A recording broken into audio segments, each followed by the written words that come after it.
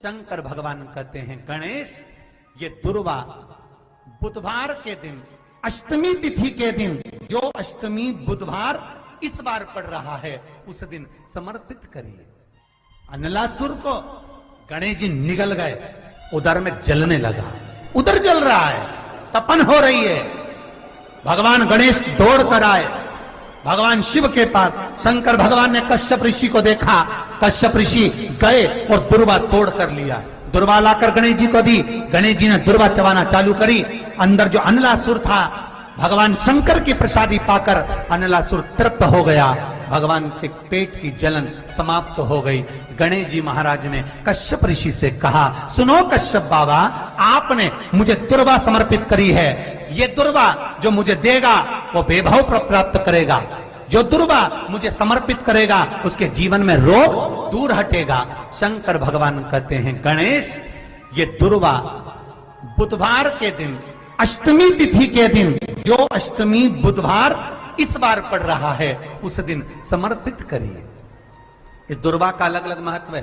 कुएं के पास की सफेद दुर्वा, यदि 41 दुर्वा प्रत्येक बुधवार को गांठ लगाकर गणेश जी को समर्पित कर कर वापिस उठाकर उस दुर्वा को खाली पेट, आपके घर में भी गणेश जी होंगे, उनको समर्पित करो। खाली पेट इस दुर्वा को केवल चबा चबा कर खा लो और आधे घंटे बाद पानी को पी लो। बुधवार की बुधवार 5 बुधवार करना, गणेश जी को चढ़ाना, सफेद दुर्वा को गणेश जी को समर्पित कर कर चबा चबा कर खाना। उदर की प्रॉब्लम, जो भी मसा आदि की प्रॉब्लम होती है उदर से जुड़ी हुई होती है, जिस चीज से जुड़ी होगी, पेट की जितनी प्रॉब्लम होगी, आपको जितनी भी प्रॉब्लम होगी वो सारी 5 बुधवार करना, छठे बुधवार को जरूरत ही नहीं पड़ेगी। बुधवार के दिन अष्टमी तिथि पड़ रही है, दुर्वाष्टमी, गौरी अष्टमी बुधवार के दिन पड़ रही है। भोलेनाथ तुम्हारी नहीं सुन रहा है तो 1 लोटा जल, 1 दुर्वा और 1 बेलपत्र, ये 3 चीजें लेकर, क्या क्या ले जाना है जम के बोलो जरा।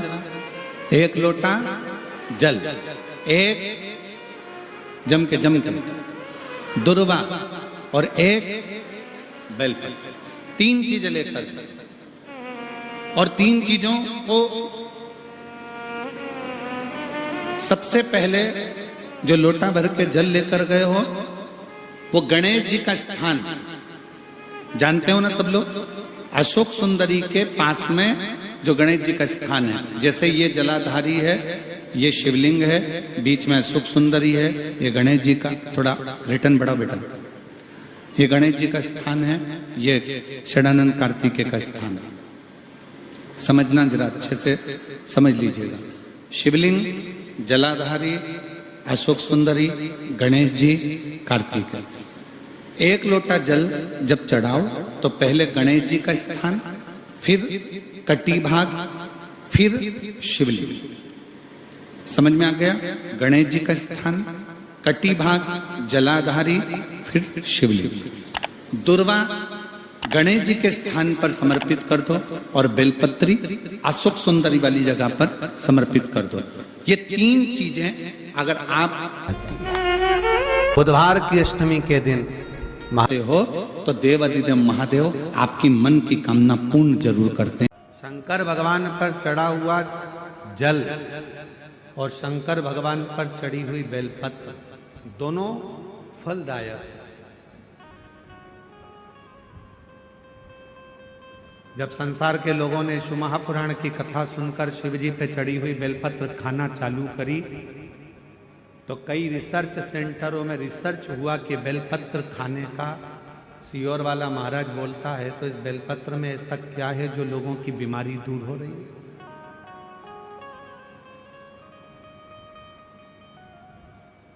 इस बेलपत्र में ऐसा क्या है कि लोगों की शुगर ठीक हो रही है, हार्ट के मरीजों का हार्ट ठीक हो रहा है। इस बेलपत्र में ऐसा है क्या?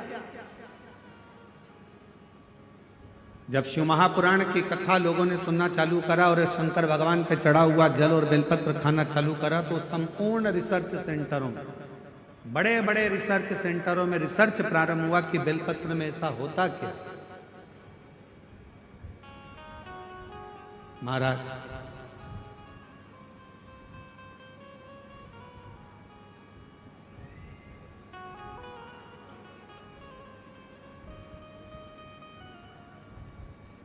यदि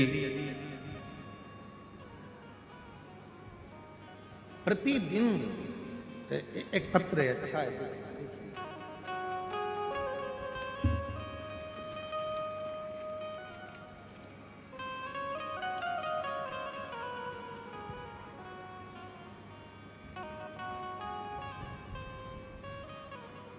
मेरा नाम मोनिका साहू है। मेरे पति का नाम श्री छबीलाल साहू है। मैं रामनगर कवर्धा की रहने वाली हूँ। कहीं बैठी हो तो हाथ हिला सकते हैं। मेरा नाम मोनिका साहू है। मेरे पति का नाम श्री छबीलाल साहू है। मैं रामनगर कवर्धा की रहने। आप ही हैं? आ जाइए, एक बेलपत्र लेकर जाइए। गुरुदेव, मेरे ससुर जी की तबीयत सन 2024 में सितंबर के महीने में खराब हो गई। उनका लीवर पूरी तरह से खराब हो गया, डैमेज हो गया। डॉक्टर साहब ने उनका लीवर जब बताया कि पूरा डैमेज हो चुका है, खराब हो चुका है, तो बचने की कोई उम्मीद नहीं है। उनका बचना मुश्किल हो। डॉक्टर साहब द्वारा उनका बताया गया कि ये बच नहीं पाएंगे। फिर मुझे किसी ने बताया कि शंकर जी पे चढ़ा हुआ बेलपत्र और शिव जी पे चढ़ा हुआ जल, ये दोनों अगर दिया जाए तो आराम लग सकता। हम उसी समय शिव जी के मंदिर जाना प्रारंभ कर दिए। शिव जी का चढ़ा हुआ जल लेकर आए, अपने ससुर जी को देना प्रारंभ करा। एक बेलपत्र लाते, ससुर जी को दे देते। गुरुदेव, लगातार 7 दिन तक जब लीवर खराब हो चुका था तो 7 दिन हॉस्पिटल में रहे और डॉक्टर ने मना कर दिया था कि ये रहेंगे नहीं, बच नहीं पाएंगे। पर हम कभी शिव मंदिर नहीं जाते थे, पर 7 दिन लगातार शंकर जी के मंदिर में जाकर बेलपत्र लाकर अपने ससुर को देते, जल चढ़ाते। 7 दिन पूरे हुए। 8वें दिन डॉक्टर जांच कर कर बोलते हैं कि अब इनके लीवर ने काम करना प्रारंभ कर दिया है और लीवर अब ठीक होने लगा। गुरुदेव, हम बाबा को धन्यवाद देने के लिए आए हैं कि आज मेरे ससुर पूरी तरह से ठीक हो गए हैं। उनका फोटो भी मैं पत्र में लगा रही हूं कि आज बाबा की कृपा से पूर्ण तरह से वो स्वस्थ हो चुके हैं। उनका लीवर पूरी तरह से काम करना प्रारंभ कर दिया। पूरी। अब एक बेलपत्र, शिव पर चढ़े हुआ जल, आ जाओ, एक बेलपत्र शंकर पर चढ़ा हुआ जल, क्या इतना उस बेलपत्र में होता क्या? रिसर्च सेंटरों में लोगों ने रिसर्च करा।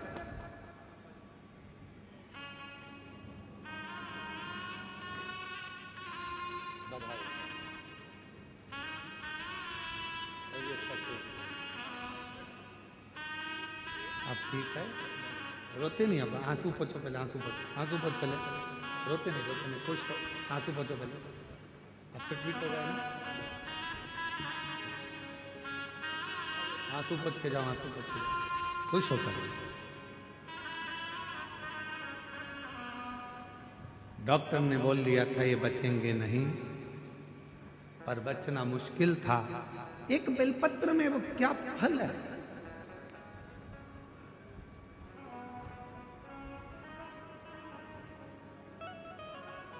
एक रिसर्च में निकला कि सियोर वाला महाराज कहता है कि एक बेलपत्र शंकर जी पे चढ़ी हुई खाओ, शिव जी पे चढ़ा हुआ जल पियो, उसका आखिर लोगों की स्वास्थ्य में कैसे लाभान्वित हो रहा।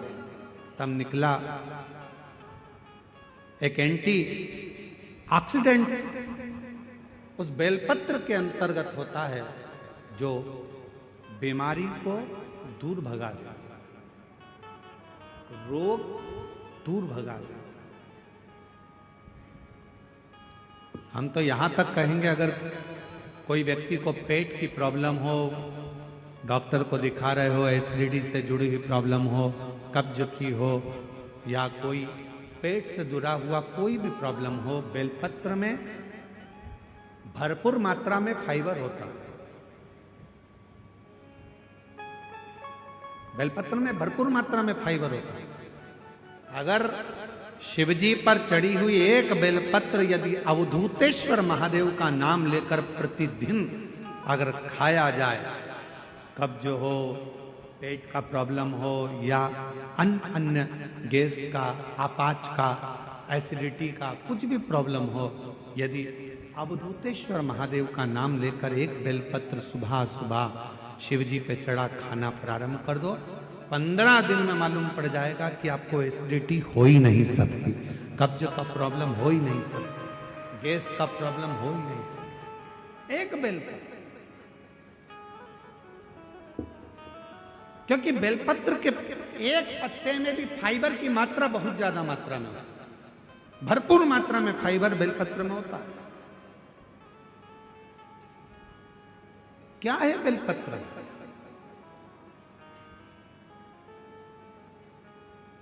सारी समस्या का हल शिवजी के एक लोटा जल में क्या है?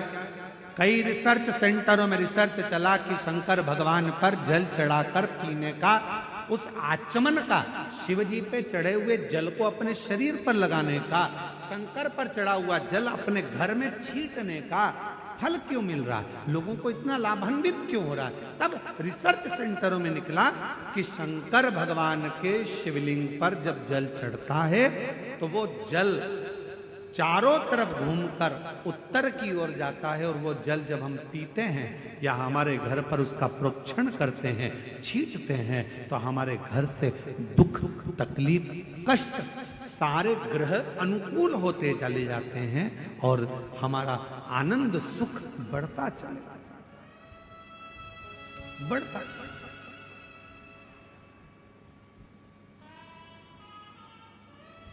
महाराज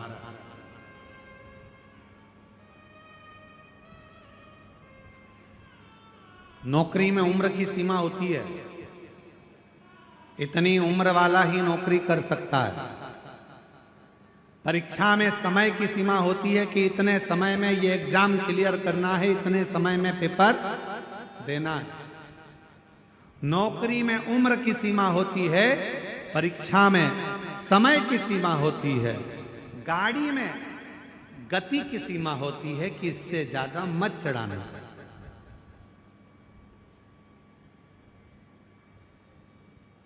ज्यादा तेज चलाओगे तो ऊपर निकल जाओगे। इसलिए नौकरी में उम्र की सीमा है, महाराज परीक्षा में समय की सीमा है, गाड़ी में गति की सीमा है, पर मेरे शंकर भगवान की अविरल भक्ति की कोई सीमा नहीं है, शिव की करुणा की कोई सीमा नहीं है, शिव की दया की कोई सीमा।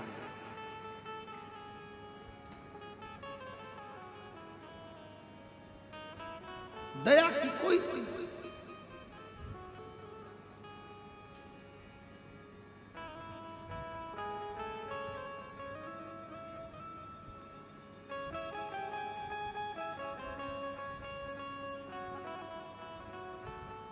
देवराज ब्राह्मण के ऊपर भी मेरे शिव ने कृपा की।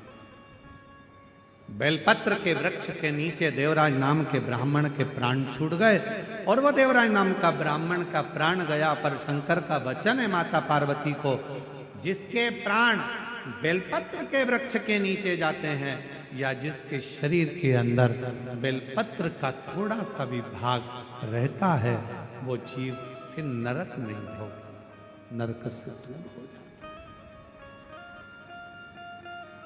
नरक से ऐसी कोई भूमि नहीं, ऐसा कोई स्थान नहीं, ऐसा कोई क्षेत्र नहीं जहां शिव ना हो, जहां शंकर ना हो।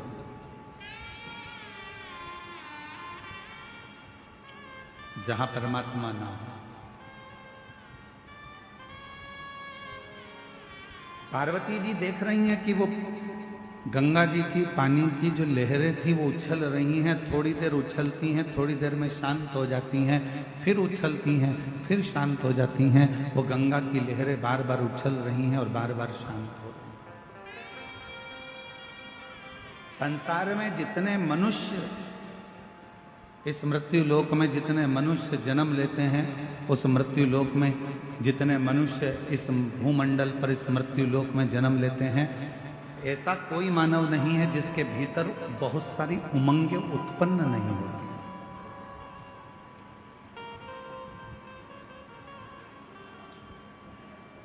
ऐसा कोई नहीं है जिसके भीतर बहुत सारी उमंगें उत्पन्न नहीं हो रही हो, बहुत सारी तरंगें उत्पन्न नहीं हो रही हो, बहुत सारी उमंगें उसके अंतर्गत नहीं आ रही। पर कुछ देर वो उमंग उछलती है, फिर शांत होती है।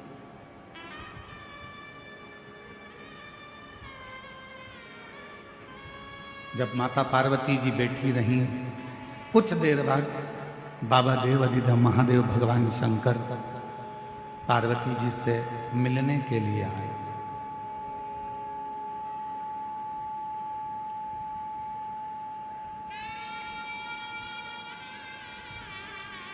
भगवान शिव पार्वती जी से मिलने के लिए शंकर भगवान भी बैठ गए गंगा जी के घाट पर। पार्वती जी ने शिव जी को नमन किया, पूछा इस संसार में जितने रिश्ते, जितने नाते, जितने कुटुंब, जितने कबीले, जितने मित्र, जितने दोस्त, जितना परिवार, ये सब मिलता है, क्या हमारे पूर्व के कर्म के अनुकूल मिलता है?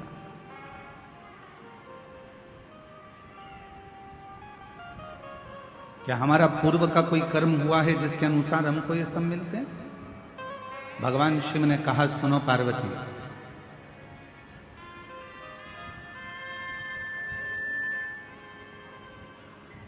हमारे जीवन में जो भी मिलता है वो 3 कारण से मिलता है।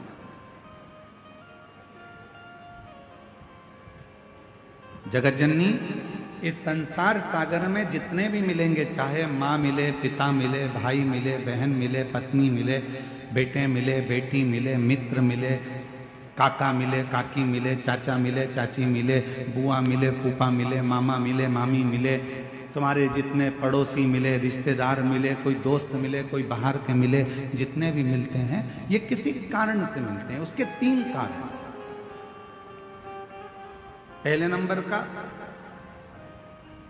यदि इस संसार सागर में आपको कोई मिल रहा है तो वो आपको या तो कुछ सिखाने के लिए आता है, वो आपको कुछ ना कुछ सिखाने के लिए मिला है। दूसरा, संसार सागर में यदि कोई मिल रहा है, दूसरा कारण है कि वो आपको कुछ लौटाने के लिए आता है, कुछ देने के लिए।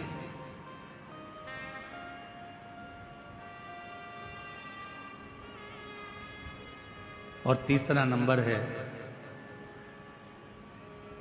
अगर इस संसार सागर में अगर कोई व्यक्ति मिलता है या फिर वो अपने कर्म के अनुसार हमारे पास जो है हमसे ले जाने के लिए आता है, सिखाने के लिए आया, लौटाने के लिए आया, या फिर ले जाने के लिए आया।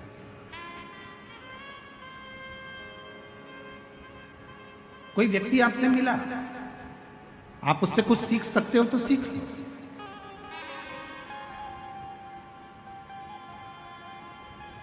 कोई मिला है आपकी जिंदगी में, आप उससे कुछ प्राप्त कर सकते हो तो कर लो।